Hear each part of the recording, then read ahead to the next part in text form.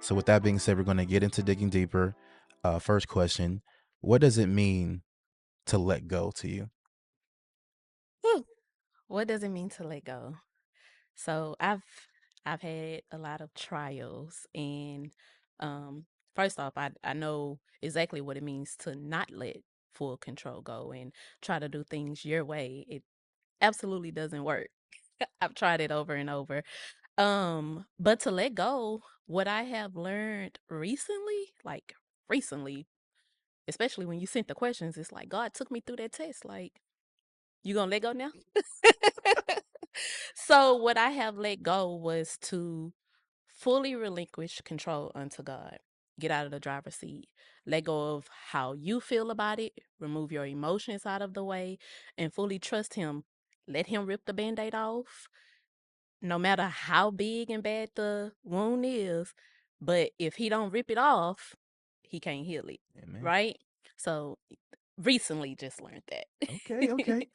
When I think about letting go, in my mind, it is like a surrenderance, Hmm. right? Because usually the things that we're holding on to is because of ourselves, Right. and sometimes we get in the way of our own growth because of what we can't let go that we know we should, Hmm. but maybe it's pride or it's still pain or hurt. Because it's like if I let go, it's like I'm forgetting, and if I forget, then Absolutely. it's like they got away with it or Right, whatever it right, might be. right. And it's like it can be a lot of things that you would need to let go in life. It's not just about necessarily baggage, but it can be a past hurt. Mhm, It can be something that someone said to you years ago. It can be, a relationship that you know is not good for you, mhm, that you need to be able to let go out of your life. It can be a lot of different habits that you need to let go. Um, Either way, there is something that is telling us to keep a hold of it, mhm. because if we do, that can be scary. Right. And we have to not be afraid to, like you said, kind of let him take the wheel and just be in the back seat chilling while he's driving, not asking where we going, Mhm. how long it's gonna take, are we there Absolutely. yet? But to truly be able to just wake me up when we get there, Jesus, Wake I me up when trust we get you. there. Right. But then that's releasing that control. Right. And for us not to know what's gonna happen next, because we need to just know what's gonna happen next, that's where faith comes in. And with the increase of faith comes that trust. Absolutely. So, in order to trust God, we have to be able to believe in Him, because you're not going to let nobody drive your life that you don't trust, right? That's true. So, the one thing I would implore you guys to be able to do is try my Jesus, Try 'em. and if you just try Him, give Him an opportunity with something small or whatever it might be, and I promise you, He will continue to show Himself time and time again. And as that happens, that trust builds along with your faith in Him. So yeah, letting go, that pretty much sums that up in a nutshell of what that would mean to me. Mhm. Um, why do you think uh it's so hard for people to let go of things that weigh them down? Well, um, I can speak for myself because as humans, self-control, want to be in control of a situation.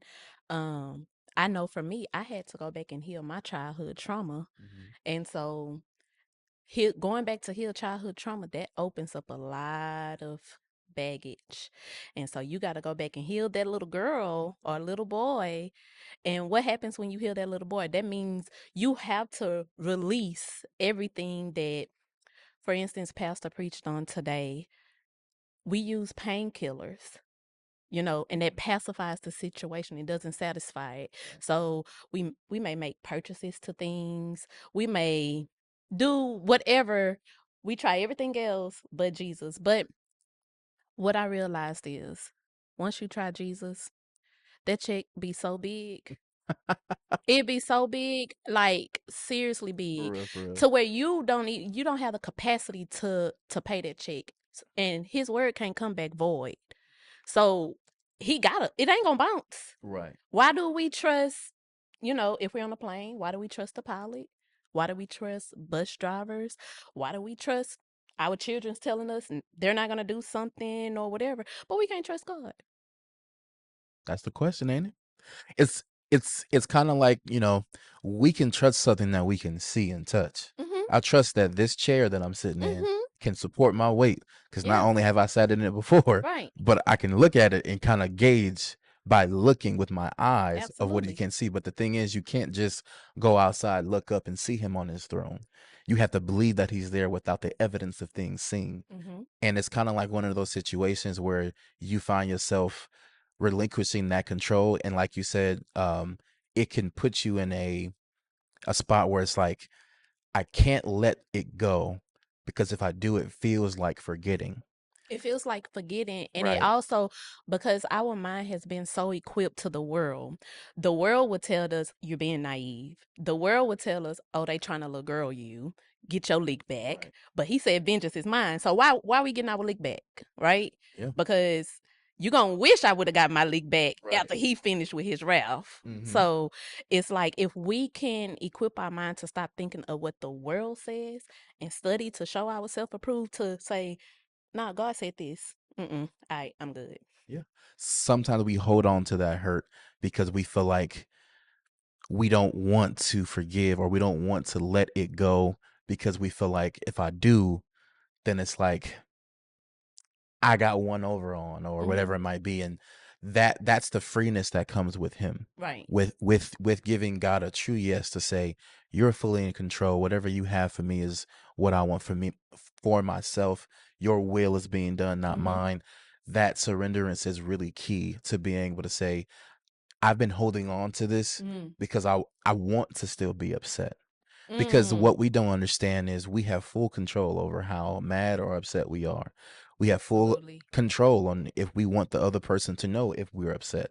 Say you get into an argument with your loved one, you're mad and you might tell yourself, I just needed some time to cool off Mm. or whatever it might be, or I just can't have this conversation right now. But if your daughter came into the room and say, mommy, can you help me with this or whatever it might be, you all of a sudden have the ability to calm down and address her need, Mm-hmm. which means you have the control. But the thing is, you just want that other person to know you're upset. So you're going to not talk to them. You're going to wait till they come to you to apologize because you ain't going to do that. And it's kind of like a situation where you put yourself in a position of, I need this other person to know I'm still upset to where I can be having the greatest day ever, but then let that ex walk into the room. My whole demeanor is whatever. I need him to know that I'm still upset. And now he has control over how you're feeling, even though you have the control on how Right. you're feeling because you made a conscious decision to now start acting differently. Mm-hmm. But imagine if he walked in and you said, hey, Right. you are now taking back the power to where I'm still in the same mood I am and Mm-hmm. I'm not letting you affect me. And Absolutely. sometimes it's hard to let go because it's like, I don't want him to think that he got away with Mm-hmm. cheating on me or saying what he said to me or whatever it might be. And that might cause us to have that pride to be like, no, I'm not going, whatever it might be. Right. Where it's like, you can have a sister. And that just because when y'all was 18, she said you look fat on prom day, I ain't talked to her in 20 years. And it's like, why won't we just let that go? Right. And it's like, Right. well, I need her to Right. know that hurt. And she didn't say she was sorry. What are we talking about? You know what I mean? So it's kind of one of those situations where we have to really like understand where it's affecting us at Mm-hmm. and how that truth does set us free where it's like, are you really upset about this? And Mm-hmm. if you are, take time to think about, okay, if I let this go, what does that even look like? And is that something I'm not willing to accept? I think it's for me, I had to really sit back and analyze that because I am one to, my feelings hurt, you hurt my feelings, and I go mute, right? Right. But again, like I say, this is all recent, within the last week. So it's like God was like, hey, focus. Look back at me. You got work to do. Mm-hmm. Don't worry about that. Smile, speak. Don't worry about that. Shake up out of that. And it's like, we ain't got time to be in emotions. He said bring all of our feelings to him and he'll make us feel better. So it's like if we just really, really lean in, eat your manna. I know I tell my kids all the time, they'll be like, I know when they were at school one time, they text, oh mom, what you doing? I was like, eating my manna. And the oldest one was like, well, what is that? Right. I'm like, eating the word because it really feeds you. When you really dive into that, you're full. Mm-hmm. You can go the whole day and just feast on it. Got you. So yeah, truly, truly surrendering. Kick back. All right, God, let me know when you there. Facts. And that's not easy to do, right? It's not. But the key is to try to to just try him and really let him do one thing and then grow from there. So sometimes it is hard, but we can, because even in our weakness, we are strong, right? Right. Um, do we or other people have the power to set us free from spiritual bondage? Other people definitely don't have the power. Um, I do believe that God gives us that power to come to Him and trust, because all of the answers are in His book. Amen. You just got to open it. If you just have it and it's like, yeah, I got a Bible, because anybody can have a Bible, or you have it in your phone, but do Mhm. you actually open it? Do you study it? Do you read it? Do you ask questions? Do you digest, like, well, what did that mean? So when you truly open up the word, then you are able to be set free from the bondage. Amen. I know that I think last episode we had talked about like building up that faith to trust him, to really cast Mhm. our cares onto him, really comes from learning about the nature of God. Mhm. And how we learn about God's nature is looking at God in the flesh, which is Jesus. So studying those um those Bible stories of how Jesus moved, how he reacted to certain situations, Mhm. how he turned the other cheek here, but then turned over tables here, and how he was able to break down things, and why he told stories and Mhm. parables instead of just saying what he wanted to say. And how a lot of times you think about it, if I tell you a story to try to get my point across, not only will you remember my point, but you'll Right. remember the story, Right. and how effective that is as an educator, how he walked or whatever it might be. Just studying him and his nature, even with the woman with the issue of blood, and how she, I love that story, by the way, of how she, faith come by hearing, and hearing that there was a man that can set me free from something that had me in bondage for so long. But just touching him, he felt his power leave him. Right. And he's like, who touched me? I felt Mhm. my power leave me. And he said, your faith has made you well. Right. So it's like, it's really a situation where God has given us free will. He doesn't force us to do anything, but it's up to us to activate our faith so that he can then activate his power That's right. in our life. He Yeah. can't release his power unless we give him that permission to say, Lord, have your way with You me. got to invite them in. Amen. You You got to can't invite him you in. can't it can't be lip service. There it is. Because if it's just lip service, he knows what's in your heart, Mhm. and your actions will show differently. So it has to be a daily thing. Something that I learned, like, you have to daily wake up and die to your flesh, because people gonna try you. They gonna test and try You you, ain't lying. and you gotta remember, all right, God, you said you was in control. You see your boy acting up, so you just gotta trust him. Yeah.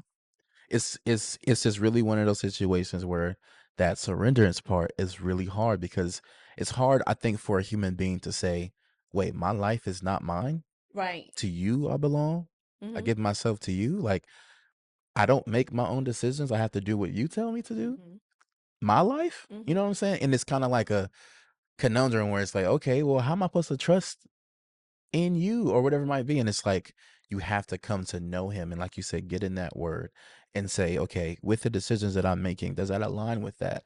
But the Mm. only way you know that is by getting into it. Test the spirit. Exactly. Where it's really like that cartoon where you got the devil on one side and you got the angel on the other side, and it's like, okay, he's saying this, but he's saying that. How do I know which is Right, what? right, Which right. one is according to the word? Exactly. Which one aligns with the word? Because even when Jesus was tempted on the mountaintop, he knew, nah, that don't sound right, because the word says this, Mhm. and he used the word as that sword As to a fight back sword. against what he was Yeah, saying. yeah. He's like, I offer you the world, I offer you this, time, the third. But it's like, what is it to gain the world but lose yourself? He Come came on. right back. It's like, nah, that don't make sense because my Bible says differently. Otherwise, So yes. it's really being set free from that spiritual bondage is all about knowing that word, because that is what's going to break the chains to everything that's holding you back. We used to have, when I was a youth pastor over in California, we had this segment every Wednesday for Bible study Mhm. where it would be called breaking chains. Okay. So we would figure out, okay, this week or this month, what are the chains that are holding you back? So we're going to identify them. Then after that, let's figure out how to break those chains. And then not only that, let's figure out how to keep these chains from coming back on. Mm. Because not only do we need to identify it and then break it, we have to figure out, how do we keep this from coming back? Right. You said you want to stop cussing at school. Okay. How do we figure out how to stop that, and then how do we continue not to bring back the habit after that, so it's an actual solution, not just taking a pill to feel whatever and then it's back the Right. next day, right? So breaking those spiritual chains, we do have the power to do, but we have to be intentional with that, which is what this whole podcast is about. As we live and as we learn, we're going to grow. But imagine if you were intentional with your growth, to where you grew on purpose, because you were saying, I've identified my weaknesses and I know that I want to make them strengths. How do I do that? By reading that word. Absolutely. And that's what the show is all about.